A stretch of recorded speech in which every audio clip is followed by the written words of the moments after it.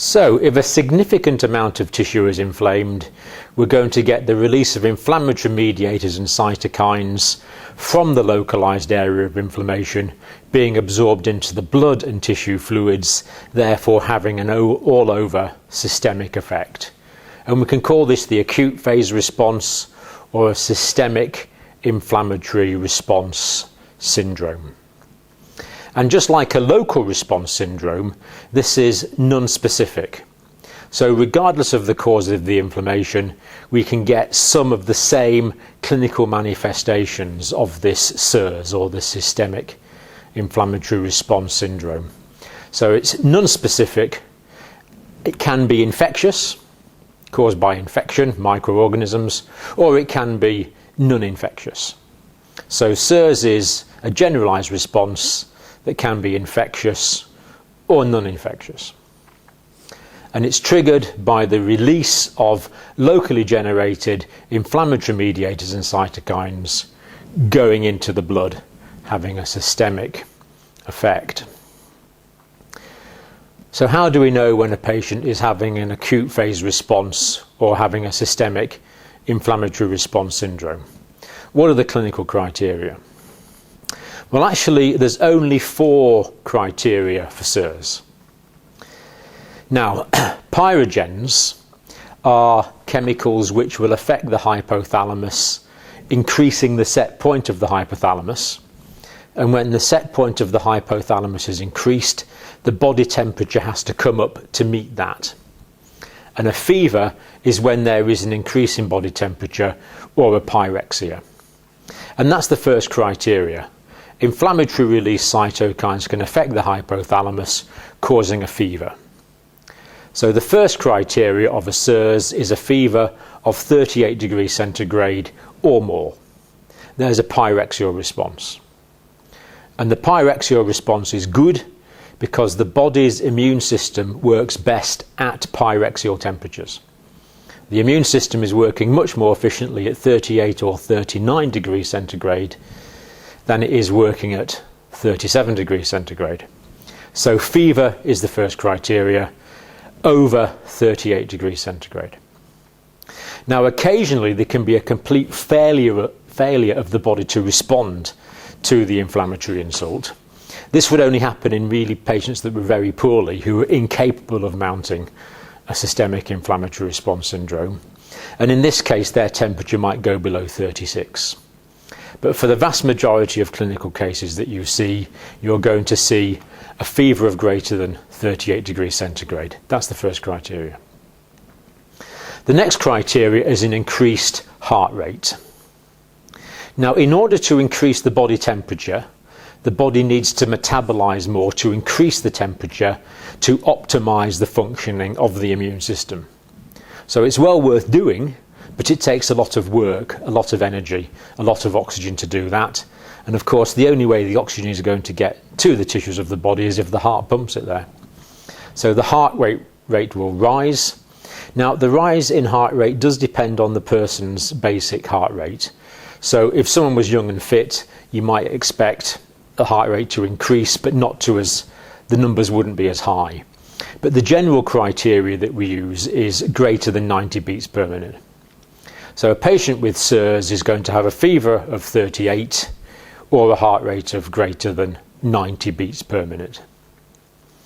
But take into account the patient. But normally we say 90 beats per minute. So fever, increased heart rate. The next clinical feature is tachypnea, rapid respirations, an increase in respiratory rate. And actually, the increase in respiratory rate is probably the most sensitive indicator of a developing SIRS. So it's really important to observe your patient's respiratory rate, because very often that is the first clinical indicator that something is starting to go wrong. The other changes happen after the increase in respiratory rate very often. So why do we have an increased respiratory rate? Well, we've already said there's going to be an increased metabolic rate to generate the pyrexia, and of course that requires more oxygen. So the body's oxygen requirement can actually increase. But another possibility is that if tissues are being hypoperfused, that there's going to be a production of lactic acid.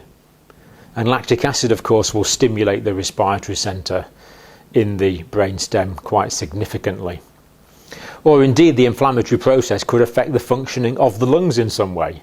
There could be pulmonary edema, or there could be pneumonia, some sort of infection at the level of the alveoli. So all of these things can explain the increased respiratory rate. The fourth criteria relates to the body's main line of defence against infection, which are the white cells. So cytokines are going to be released from macrophages in inflamed areas. These are going to circulate round to the bone marrow, and that will stimulate the release of white cells, initially neutrophils, but later on the mononuclear monocytes, which become macrophages in the tissues, will be stimulated as well. And this gives rise to an increase in white cell count, which of course we refer to as a leukocytosis.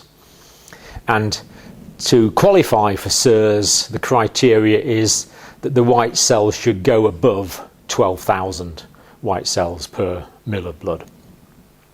Now occasionally, if the bone marrow is not working, perhaps because of severe insult to the bone marrow as a result of infection, the bone marrow will be incapable of mounting an increased leukocytosis type of response. And in that case, the white cells can fall below 4,000. But again, in the vast majority of patients that you see, the criteria is that the white cells go above 12,000. And indeed, commonly they can be higher than that. They can be 15, 20,000 indeed. So simple really, 4 criteria for SIRS: fever above 38, heart rate above 90, respiratory rate above 20 breaths per minute, above 20 breaths per minute, and a white cell count of above 12,000. If you have 2 of those criteria in any one patient at any one time, we will describe that patient as having an acute phase response, as having a systemic inflammatory response syndrome. That's what's described as SIRS. Now, we did say that SIRS can be caused by infection, or it can be non-infective. Now, if it's infective, if it's caused by bacteria, the best thing to do is not call it SIRS. The best thing to do is call it sepsis.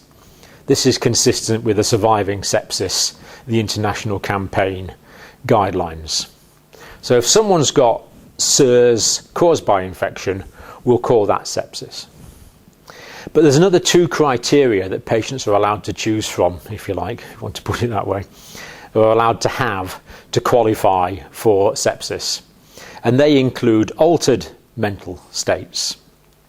So patients with sepsis can have an altered mental state. This can be anxiety or even agitation, or especially in the elderly it can be confusion and disorientation, a sort of an acute confusional state. So altered mental state.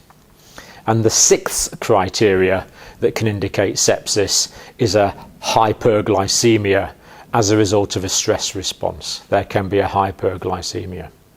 So for the purposes of sepsis, the patient should have 2 of the following: fever of above 38 or less than 36, heart rate of above 90, respiratory rate of above 20, white cells of above 12,000, altered mental status, or hyperglycemia of above 6.6, fasting, providing of course the patient is not diabetic. So 2 of those criteria would indicate sepsis. So as well as these specific clinical criteria that we can adjudicate on in a fairly quantitative way, there's lots of other clinical features that someone gets when they've got a sepsis, that's when they've got an infection, or when they've had something that's going to cause a systemic inflammatory response syndrome. And you know these well. If you get an influenza, for example, or even a bad respiratory virus, your joints are achy and you get sore muscles. The muscles ache and movements become a bit stiff. And actually there's a reason for this. The reason that your muscles are becoming stiff is that the cytokines are causing muscle cell catabolism. Do you remember catabolism is a chemical reaction which causes breaking down? So cytokines will actually break down your muscle reserves. The proteins in your muscles can actually be broken down. Now, why would the body want to do this? Well, it might want to release amino acids for repairing damaged tissues. And in the case of infection, it's going to need amino acids to build up the antibodies, to build up the immunoglobulins, which are the foot soldiers of the immune system, the immune proteins that are actually going to fight the infection. So you can have achy joints and achy muscles because of muscle catabolism. And cytokines will also affect the appetite center in the brain, causing anorexia. In anorexia, the patient does not feel like eating. Now, anorexia nervosa is a misnomer. Anorexia nervosa is a psychological condition. And actually, the patients aren't anorexic. They're actually starving hungry. They just don't eat. So anorexia means you actually don't feel like eating.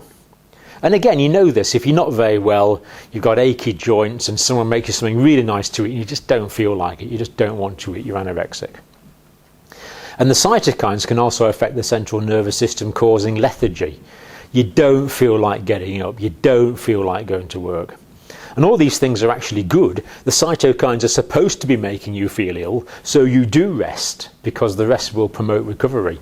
It's all part of quite a clever plan, really. This general malaise, this weakness, you just don't feel well, general malaise, and you just want to curl up in bed and keep warm.